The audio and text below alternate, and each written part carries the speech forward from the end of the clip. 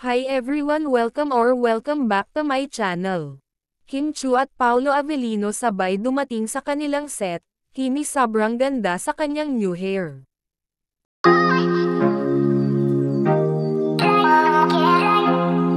Hindi magkamayaw ang mga fans na talagang maghintay para makita si Kim Chu at Paolo Avellino. Wrote it naman ang paghihintay ng mga fans at ng ibang vlogger para makunan ng video itong Kim Pao.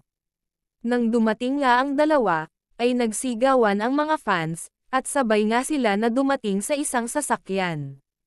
Unang lumabas si Paolo tapos si Kim Chu, makikita naman ang aura ni Kimi, na glowing talaga at sobrang ganda sa kanyang new hair na lalong nakaka-inlove. Si Paolo naman ay walang kaarte-arte kahit na kasi mainit ay okay lang sa kanya na walang payong. Samantala, dahil malapit lang si Kimi sa kanyang pamilya ay binibisita si Kimi ng kanyang kapatid kasama ang anak nito at asawa.